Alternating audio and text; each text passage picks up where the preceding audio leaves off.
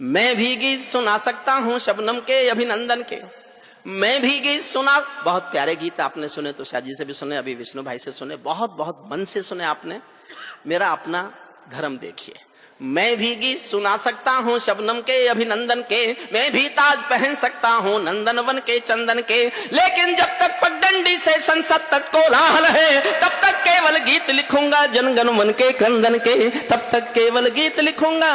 और उठाए आकाश भर में आपके सामने, आपके दिलों तक पहुंचना चाहता हूँ। तब तक केवल गीत लिखूंगा जनगण मन के क्रंदन के, जब पंछी के पंखों पर हो पहरे बम के गोली के, जब पिंजरे में कैद पड़े हो सुर कोयल की बोली के, जब धरती के दामन पर हो दाग लहू की होली के, कोई कैसे गीत सुना दे बिंदिया कुमकुम रोली के, कोई कैसे गीत सुना दे बिंदिया कुमकुम रोली के। मैं झोपड़ियों का चारण हूं, मैं एक किसान का बेटा हूं। किसान किसान के आंसू, आंसू की झोपड़ी, झोपड़ी की विसंगति, विसंगति की प्यास, विसंगति की टूटन। गाया मैंने जीवन भर और कुछ किया ही नहीं। और मैं एक किसान का बेटा हूं। जिस भी दिन कविता पढ़ता हूं सूर्यपाल जी, मैं ये बता देता हूं कि मैं किसान का बेटा हूं। और इसलिए बता देता हूं, एक बार मैं लाल किले में कविताएं सुना रहा था, चौधरी देवीलाल हरियाणा के मुख्यमंत्री थे, जिंदा थे, मेरी कविताएं सुनकर मंच पर आए, माइक लेके बोले अगला प्रधानमंत्री किसान का बेटा होना चाहिए। मैं उसी दिन से देश को बताता घूम रहा हूं कि मैं किसान का बेटा हूं। तब तक मुझे पता नहीं था कि चाय भी बेचनी चाहिए थी। सर्वेश, मुझे हास्य भी आता है, तेरे साथ बैठने का ये नुकसान है कि मैं हास्य भी सीख गया।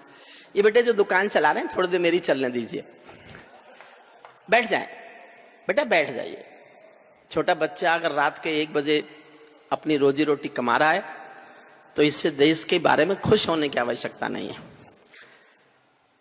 मैं झोपड़ियों का चारण हूँ, आंसू गाने आया हूँ, घायल भारत माता की तस्वीर दिखाने, एक एक चित्र देखना, घायल भारत माता की तस्वीर दिखाने लाया हूँ।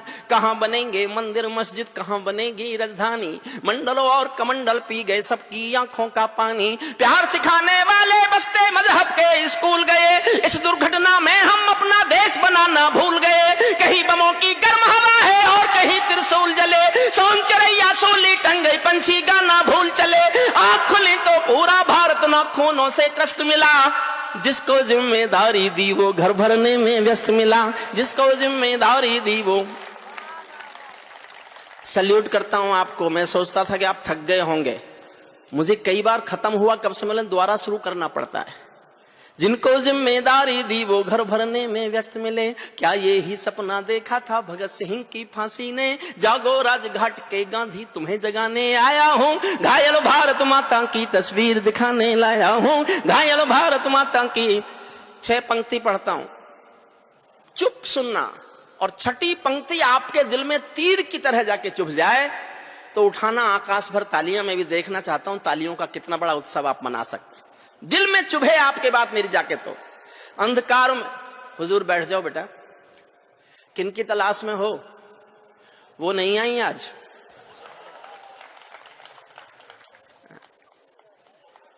देखो बीच में मत उठो, मैंने जिन सरकारों पे लिखा है वो बैठ गए, समझ लीजिए आप।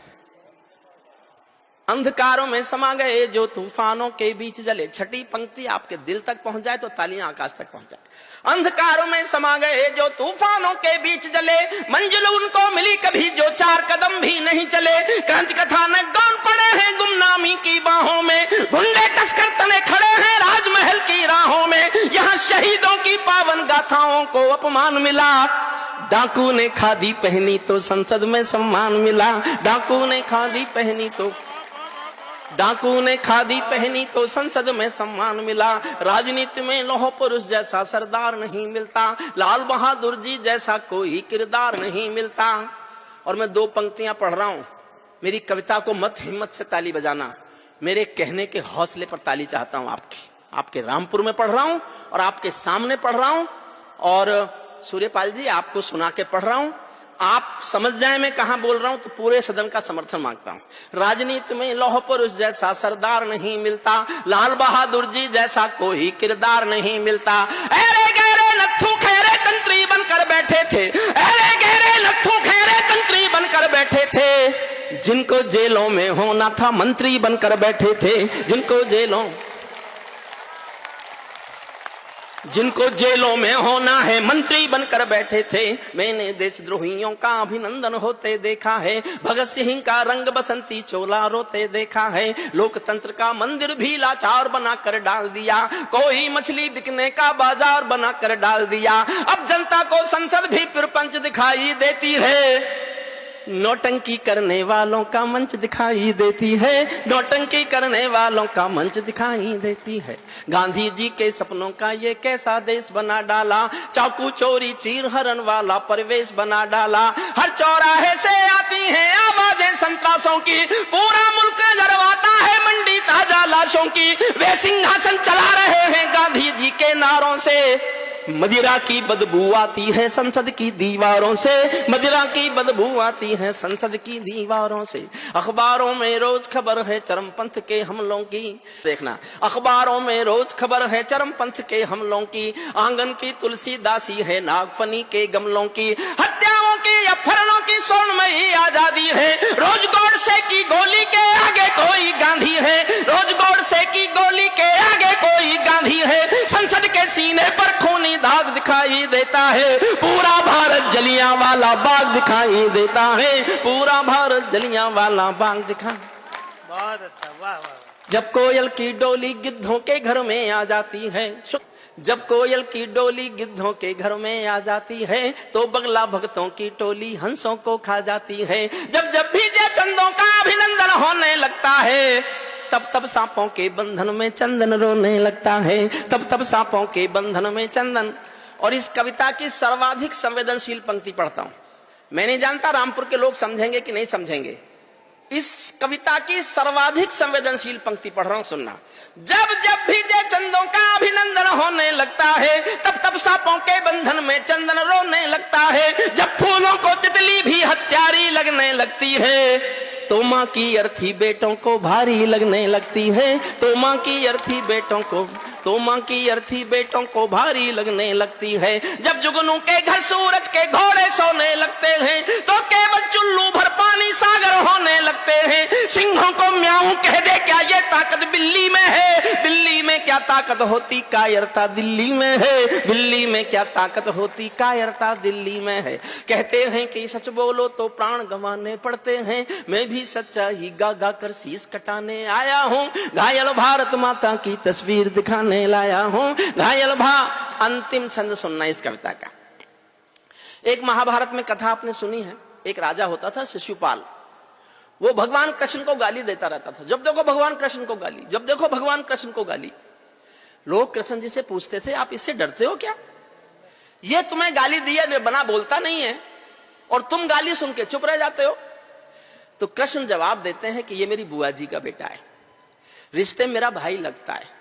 और एक दिन मेरी बुआ जी ने मुझे खाना खिलाते खिलाते मुझसे वचन ले लिया कि मेरे इस बदतमीज बेटे की 99 गालियां कृष्ण माफ कर देना। तो मैं वचनबद्ध हूं बुआ से, इसकी 99 गालियां माफ करूंगा, लेकिन जिस दिन 100वीं गाली देगा इसको सजा दूंगा। और आप जानते हो महाभारत में लिखा, जिस दिन शिशुपाल ने 100वीं गाली दी, भरे दरबार में सुदर्शन चक्र से उसकी गर्दन काट दी गई। मैं एक महत्वपूर्ण वाक्य बोल रहा हूं, मैं नहीं जानता आप समझोगे कि नहीं समझोगे। मैं भी हिंदुस्तान की राजनीति के अपराध गिन रहा हूं, अपराध गिन रहा हूं राजनीति के। अंतिम छंद पढ़ता हूं, अंतिम एक पंक्ति लिखने के लिए मैंने कविता लिखी, और ये मैंने इसलिए सुनाई, मेरी सबसे आसान कविता थी, आप तक पहुंच जाए। आप चाहेंगे तो मैं इसके बाद एक कविता सुनाऊंगा, फिर 2-3 और सुनाऊंगा, फिर 4-5 और सुनाऊंगा। मतलब मैं झूठ भी बोलता हूं कभी कभी।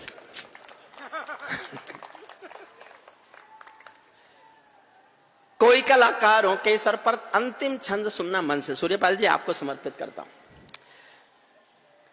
कोई कलाकारों के सर पर तलवारें लटकाता है, कोई कलाकारों के सर पर तलवारें लटकाता है, कोई वंदे मातरम के गाने पर नाक चढ़ाता है, कोई हिमालय ताजमहल का सौदा करने लगता है, कोई गंगा यमुना अपने घर में भरने लगता है, कोई तिरंगे झंडे को फाड़े फूंके आजादी है, कोई गांधी को भी गाली देने का अपराधी है, कोई चाकू घोंप रहा है संविधान के सीने में, कोई चुगली भेज रहा है मक्का और मदीने में, कोई ढांचे का गिरना यूं है नो में ले जाता है, कोई भारत माँ को डायन की गाली दे जाता आता है, लेकिन 100 गाली होते ही शिशुपाल कट जाते हैं। तुम भी गाली गिनते रहना, जोड़ सिखाने आया हूँ। घायल भारत माता की तस्वीर दिखाने लाया हूँ। घायल भारत